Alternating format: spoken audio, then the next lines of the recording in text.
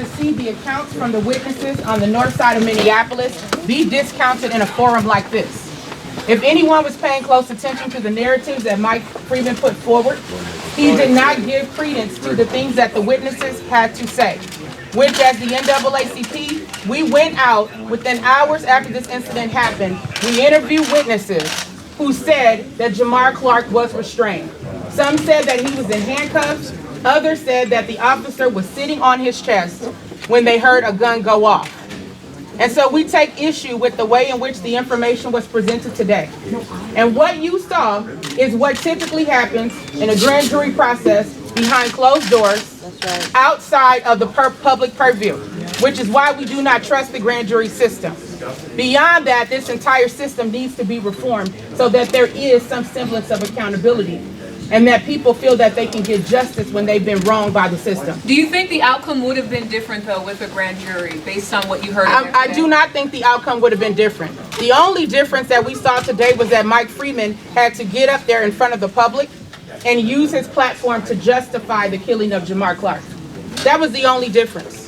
The system itself is broken, and as we say on the streets, the whole damn system is guilty as hell. How do you think the city's going to react? How do you think the city's going to react? Well, first of all, as we stated in there, and as Mike Freeman did not articulate during his narrative, is the fact that the Minneapolis Police Department was the first on the scene to begin the investigation. According to the witnesses, they quickly cleaned up the blood. They didn't even have police tape out there. They didn't have a forensic van out there. And they waited at least 45 minutes before they began to interview any witnesses. And that was after beginning to intimidate people by pointing guns at them and spraying them with mace and shoving them, which is completely unacceptable and was also left out of Mike Freeman's narrative. Beyond that, the Bureau of Criminal Apprehension was the next group to begin its investigation. When we found out that the BCA was involved, we said no. We want an independent federal investigation because we do not trust the Bureau of Criminal Apprehension. They have not held any officers accountable who have killed civilians, who have shot people. So why would we trust in such an agency? How do you think the city will respond to this? We have a lot of problems with local law enforcement, and so should the media. Rather than the media continuing to corroborate the police's version of events, you all need to engage in investigative journalism and ask the right questions and challenge faulty narratives. Because we, as lay people, were able to point holes in Mike Freeman's story. And you all are investigative journalists, and we had to do your work for you. And that has been part of the process that we've had to endure throughout. Having to give you all leads to uncover because people have become complacent with the status quo and listening to the police's narrative of what happened. How do you think the city will respond? The city will respond just the way that it always does, with heavy-handed militarized tactics and blaming the community for its response. How do you their negligence towards the community. And as we stated in our video yesterday, we're not going to tolerate violence against nonviolent peaceful protesters in our community. We're not going to tolerate officers continuing to engage in excessive force. And we're not going to tolerate a city that has settled $20 million in excessive force payouts over the last decade.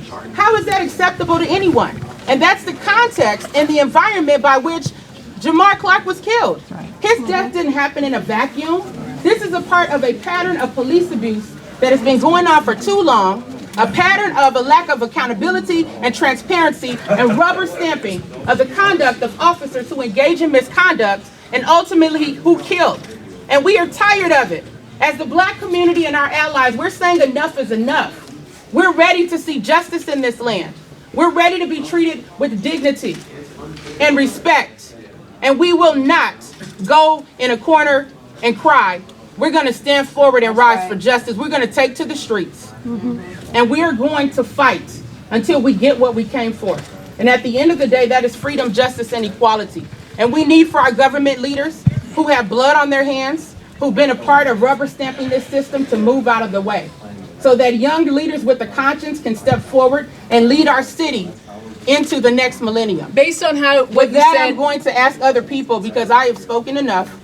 I'm going to ask other people who want to address the media to please do so, starting with Misha Grimm from Black Lives Matter.